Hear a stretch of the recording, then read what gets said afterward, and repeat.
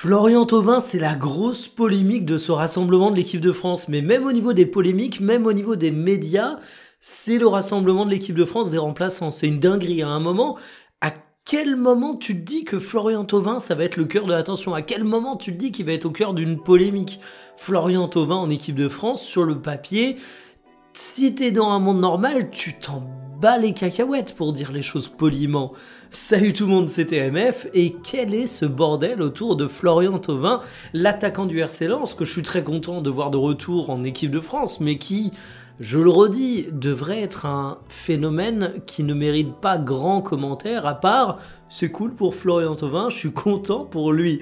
Alors dans cette vidéo, on va revenir là-dessus, parce que finalement, c'est une sélection qui porte à débat, et je pense qu'un des grands catalyseurs médiatiques de cette question, c'est l'intervention de Walid dans l'after-foot. Alors comme d'habitude, Walid déchaîne les passions. C'est un chroniqueur que j'aime beaucoup, personnellement, donc je vais pas le critiquer dans cette vidéo. Je suis pas forcément toujours d'accord avec lui, mais force est de constater que ça lui tombe dessus avec une relative sévérité sur les réseaux. Grosso modo, pour vous résumer son propos, c'est Didier Deschamps qui ne respecte pas sa hiérarchie et ses règles internes en sélectionnant Florian Thauvin parce qu'il a souvent mis en avant la question de l'âge, notamment pour ne pas sélectionner Tolisso. Or, Thauvin est quand même un joueur relativement âgé. Là-dessus, je peux effectivement le comprendre. Et puis, il y a eu la fameuse séquence où Florian Thauvin fait un discours dans le vestiaire de l'équipe de France et du coup, Walid a balancé à l'antenne que ça se trouve, Michael Olysée ne connaissait même pas Thauvin et que la séquence pouvait être assez gênante. Alors concrètement, est-ce que cette sélection de Florian Thauvin est une anomalie? Est-ce que cette séquence de vestiaire est gênante? Est-ce que ça vaut la peine de polémiquer là-dessus? Eh bien, installez-vous confortablement et bienvenue pour cette nouvelle vidéo Talk My Football.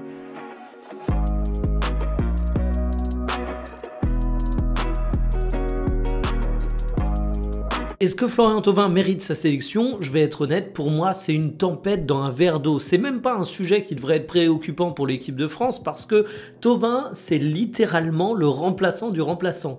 C'est même pas un remplaçant, c'est le remplaçant du remplaçant. T'as pas Doué, t'as pas Barcola, t'as pas Dembélé, t'as pas Cherki, t'as pas Marcus Thuram. Au bout d'un moment, Didier Deschamps, il a une liste d'attaquants qui sont blessés, qui est plus grande qu'une liste d'attaquants qui sont aptes, donc il va racler les fonds de tiroir. Et aujourd'hui, malgré tout le respect que j'ai pour Florian Thauvin, à l'échelle de l'équipe de France, c'est ça, c'est un fond de tiroir, parce que tu peux pas appeler ton remplaçant, il est même pas là, donc tu vas sélectionner des mecs qui normalement, en temps normal, si tout le monde était apte, ne seraient même pas considérés dans l'équation, et tu te retrouves donc avec Florian Thauvin qui arrive là. Donc déjà, ça c'est la première chose à dire.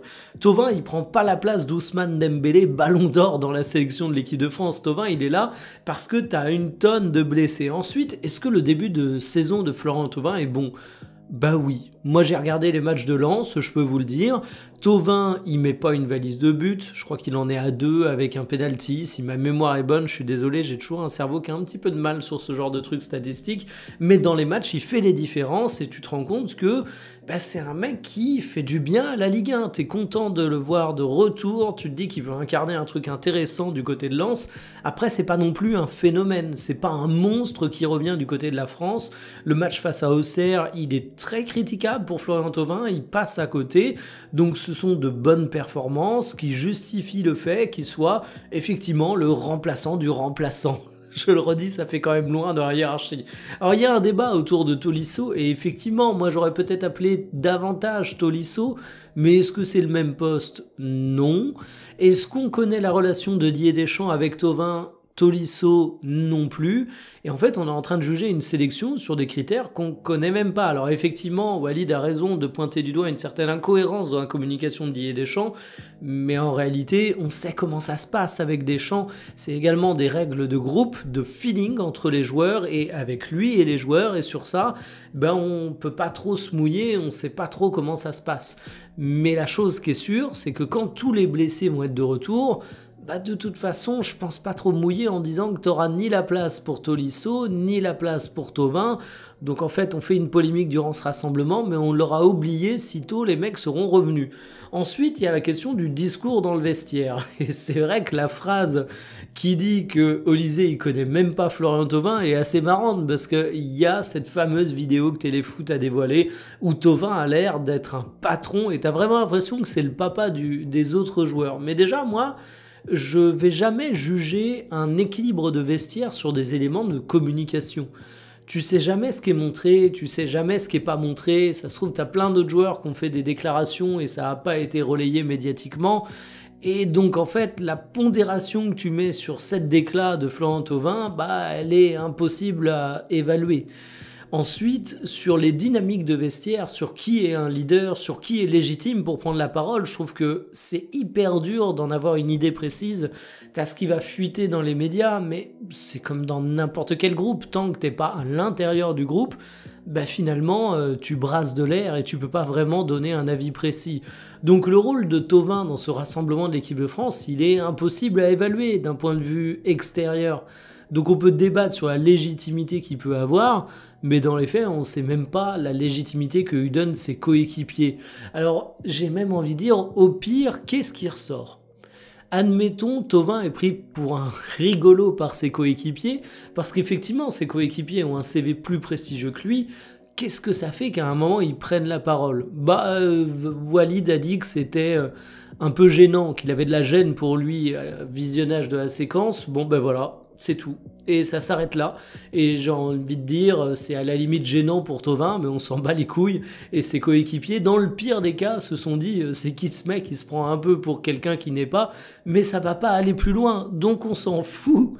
Et en fait, vraiment, j'ai fait cette vidéo parce que je pense que c'est important de rappeler ça. On fait une polémique à un endroit où normalement il devrait même pas avoir ce sujet. Si vous voulez le fond de mon avis sur la sélection de Florent Thauvin, les questions de méritocratie, je m'en fous. Qui mérite le plus d'être le remplaçant d'un remplaçant ? Mais qu'est-ce qu'on s'en fout sportivement ? C'est pas ça qui va faire que l'équipe de France va être compétitive ou pas pour la Coupe du Monde. Si Florent Thauvin arrive à gagner sa place pour la Coupe du Monde, bah ça voudra dire qu'il aura fait encore plus que ce qu'il a montré actuellement. Ça voudra dire que chaque minute de jeu aura été bien exploitée, et auquel cas je lui dirais bravo et je serais très content pour lui. Mais pour le moment, qu'est-ce que je vois, moi ? Je vois un Florent Thauvin qui a dû passer une période extrêmement compliquée mentalement suite à son échec au Mexique. Je vois un Florent Thauvin qui revient en Ligue 1, on sait que c'était un de ses souhaits, il l'avait dit même quand il était à l'Udinese. Je vois un Florent Thauvin qui est performant pour le club de Lens, ça rend heureux les Lensois.